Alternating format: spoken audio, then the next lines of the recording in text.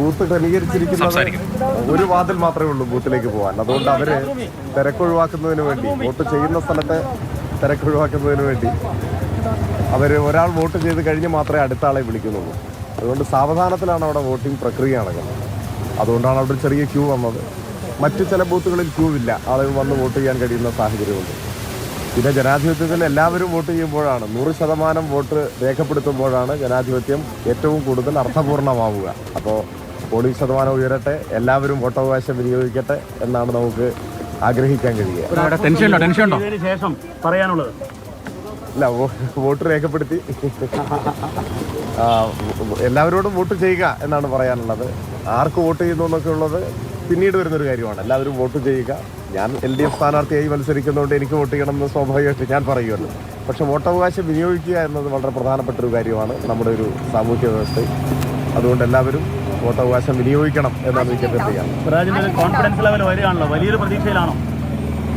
ഒരു ഘട്ടത്തിലും ആശങ്ക തോന്നിയിട്ടില്ല. പിന്നല്ലേ തെരഞ്ഞെടുപ്പിന്റെ മുമ്പിൽ ആശങ്ക തോന്നുന്നു. നല്ല ആത്മവിശ്വാസമുണ്ട്. അത് വ്യക്തിപരമായിട്ടുള്ളൊരു ആത്മവിശ്വാസം മാത്രമല്ല, ഈ നാട് പകർന്നു നൽകിയ ആത്മവിശ്വാസമാണ്. അത് ഇടതുമുന്നണി പ്രവർത്തകർക്കാകെ ആത്മവിശ്വാസമുണ്ട്. ഓരോ ദിവസം കഴിയും തോറും, തെരഞ്ഞെടുപ്പ് പ്രഖ്യാപിച്ച് ഓരോ ദിനം കഴിയും തോറും ആ ആത്മവിശ്വാസം വർദ്ധിച്ചു വരികയാണ് ചെയ്തത്. വർദ്ധിച്ചു വരുന്ന അനുഭവമാണ് ഉണ്ടായത്.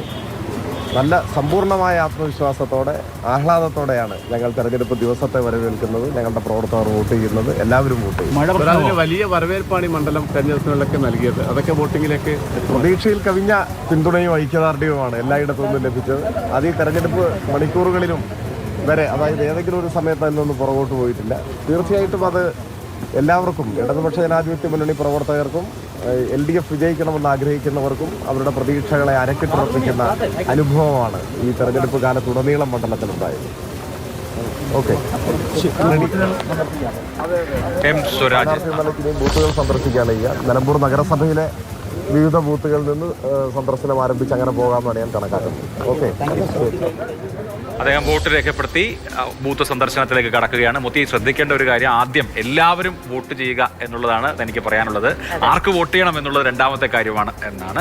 അപ്പോൾ നമുക്ക് ശ്രദ്ധിച്ചാൽ മനസ്സിലാവും, എം സ്വരാജ് വളരെ സൗമ്യനായാണ് ഇത്തവണ ഈ ഉപതെരഞ്ഞെടുപ്പിന്റെ സ്ഥാനാർത്ഥി എന്ന നിലയിൽ സമീപിക്കുന്നതെന്ന് നമുക്കറിയാം. സാധാരണ നമ്മൾ കണ്ടിട്ടുള്ള സ്വരാജിന്റെ ഒരു രൂപമോ ഭാവമോ അല്ല മണ്ഡലത്തിലേക്ക്, നിലമ്പൂരേക്ക് വന്നപ്പോൾ നമുക്ക് കാണാൻ കഴിഞ്ഞിട്ടുള്ളൂ. വളരെ സ്വാഭാവികമായി സൗമ്യനായി സംസാരിക്കുന്ന ആളെയാണ് നമ്മൾ കാണുന്നത്. ഈ സൗമ്യത എന്ന് പറഞ്ഞാൽ, അഭിലാഷേ,